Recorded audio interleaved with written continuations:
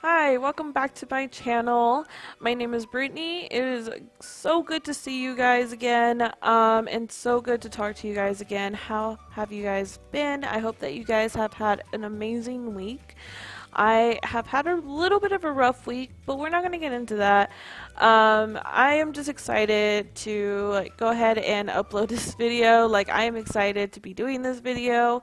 It's just a nice little stress reliever, honestly, and I really hope that you guys enjoy this week's build as well.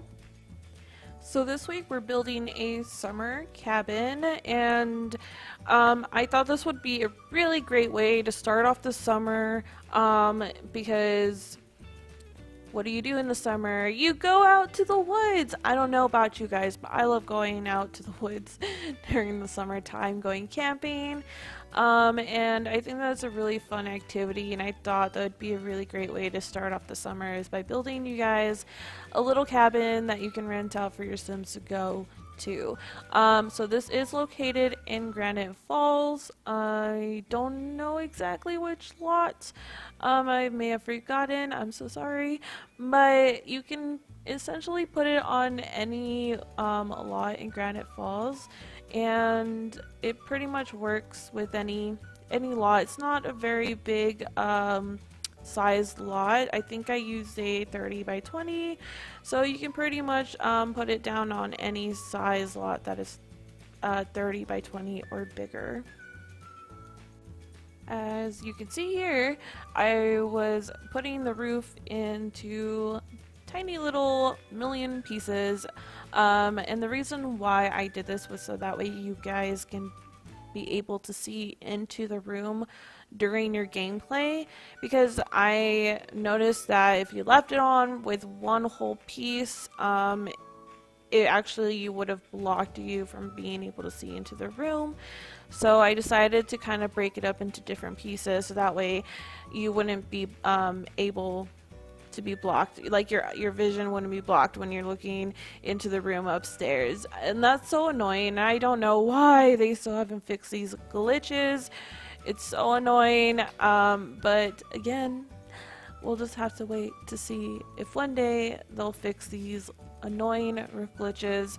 It's one of those things that us builders probably have to deal with all the time. Every single time that we build something, we always have to take these things into consideration, and sometimes it's very hard. And I think roofing is probably one of the hardest things about building, is learning how to roof a house, because especially the type of house I'm building right now, the way that it's laid out on the top. And I'll even show you a photo inspiration of what I was actually going off of, because again, I do sometimes do some research ahead of time, find a house that I like online, and then sometimes I'll try to recreate that. And I actually did try to recreate this specific house floor plan, so I'll go ahead and put that up on the screen right here for you guys to see. But as you can see, I went ahead and reversed it, and the way that I had to do the second floor is very tricky with the roofing. So I do think, like I said before, roofing is a skill that you have to practice on, and I know that sometimes it can be really intimidating to roof a house. And if you're new at building, I just want to let you know, all you gotta do is keep practicing. Just keep on practicing, because you will get better. I have been practicing and I've been building for years, and I can tell you that my progress has gotten a lot better since when I first started. So don't give up, because I promise you that it'll get better. Trust me, just keep practicing. And this week I did leave in a little bit of me putting in the floor plan, because actually this week's video was less than 20 minutes, so I was like, okay, we totally have time to go ahead and put that in there for you. And so I went ahead and left that in. I hope that you guys enjoy watching me plan out the floor plan. Again, this one I was just kind of following a floor plan. I did change it up a little bit, and the reason being is that not all floor plans that you find in real life are going to be exactly the same in The Sims because of the dimensions. They're completely different. The Sims it's not based off of real dimensions, so it's really hard to kind of estimate whether or not you're going to get something exactly the same as what you find online. So, but there's nothing wrong with finding floor plans online and actually taking from that and being inspired from a floor plan, trying to recreate it and trying to get it as close as possible with a little bit of tweaking here and there. That's kind of actually how I practice my building, and honestly, it is the best way to start getting into building too. So if you're actually struggling in building houses and you want to start learning more about building houses, definitely look into getting a floor plan online and recreating it and seeing as close as possible what you can do to recreate that floor plan you found.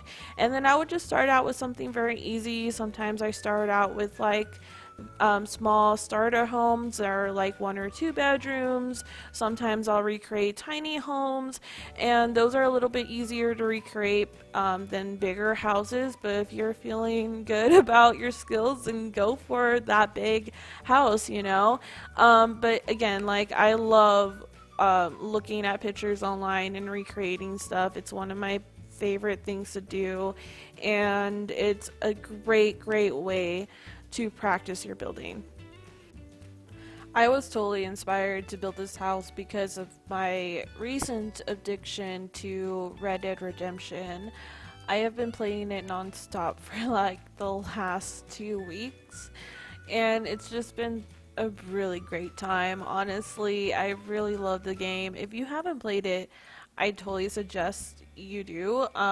If you're into those type of games, it's a Western um, game. It's based off of like the Western times, like kind of the Wild West back in like the late 1800s, and you're playing this guy named Arthur who's an outlaw, and you're basically trying to get away with you and your gang. You and your gang are trying to get away from the law and trying to start a whole new life and everything, and you got to do all these crazy missions, and it's really fun.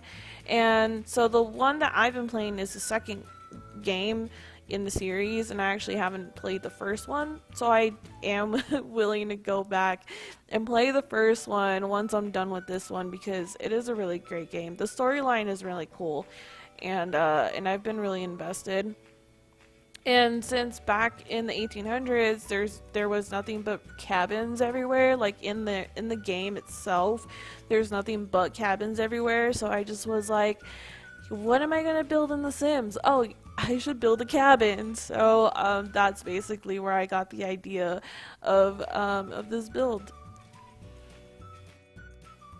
Okay, so I added all the basics, but you're not going to find any electronics in this build because I figured the point of coming to the woods is to escape the technology of today, and escape social media and not worry about what's going on in the world and just focusing on the woods and hanging out outside with your family and things like that. So that's what I decided was the vibe for this build. And so yeah, no computer, no TV, but I did put some bookshelves around in case your sim does want to read. And I included a lot of outdoor activities for your kids to do. And I'm pretty sure there's activities for your sim to do in Granite Falls. Like I think they can go hiking, but I'm not sure. And I know there's like fishing spots around, and I figured those are all things that are related to camping or when you're vacationing out in the woods. Those are things that you usually would do. So I figured, that's the vibe. So yeah, so that's how I decided to decorate this place. And the kids room upstairs, obviously, if you want to change it up where you want to make it for more adults rather than kids, you can go ahead and do that by just switching out like the furniture, and maybe like removing the kids table, and adding maybe, you know, an adult game table instead, and that would totally work out just fine as well. So if you just want to have like a group of Sims all come here to vacation together, that's fine too. But there's plenty of room upstairs because I use the bunk beds. So that's, you know, that's what I decided to do. Now this video is coming towards the end, so before it ends, I wanted to quickly talk about the most recent update. Oh my god, you guys, I am excited for this update because usually I don't get excited for gameplay things, or, you know, things or packs that, you know, involve gameplay, or kits that involve gameplay. I'm not a big fan of gameplay, as you can tell, but they just added likes and dislikes for your Sims. Oh my god, this is something that we have been asking for so long, and I cannot believe that we finally get to personalize our Sims.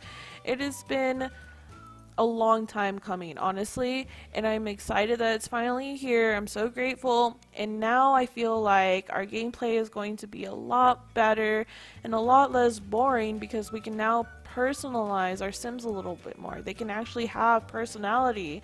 They can like certain colors and dislike certain colors, like certain hobbies and dislike other certain hobbies, and their mood gets affected by these things. And I'm wondering, with the new pack, you know, they said that they're going to also add style, like style preferences, so I'm hoping that they also like add style preferences like for clothes or like things like that. I don't know. We'll see what happens.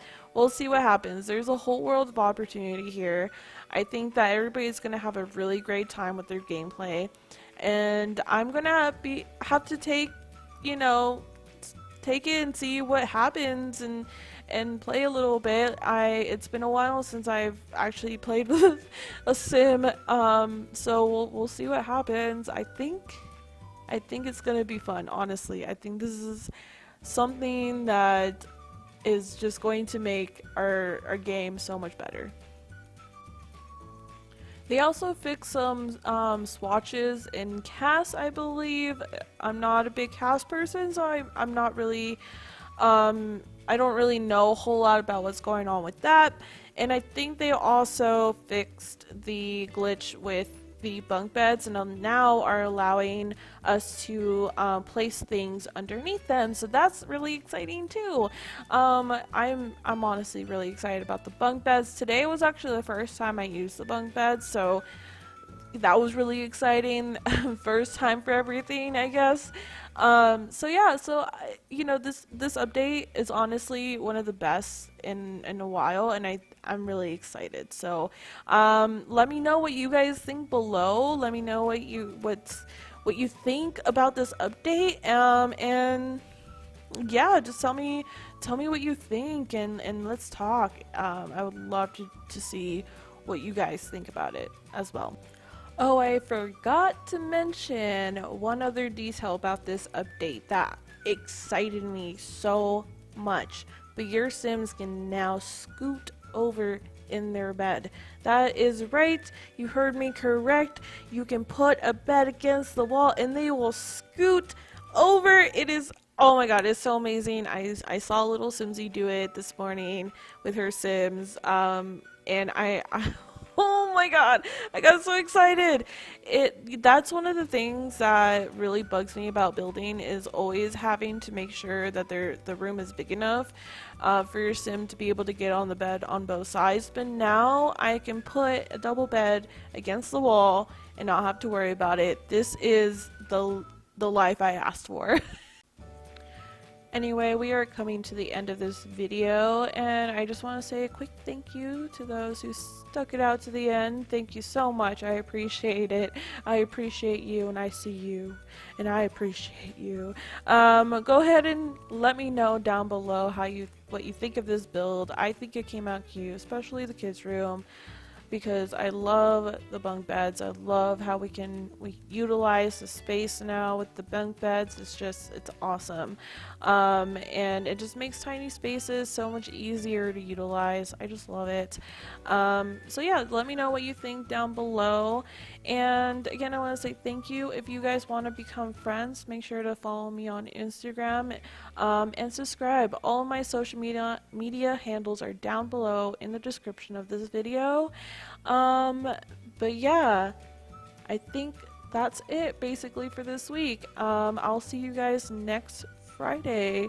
But with that being said, yeah, have a great week, you guys. Enjoy your weekend, and I'll see you next time. Bye!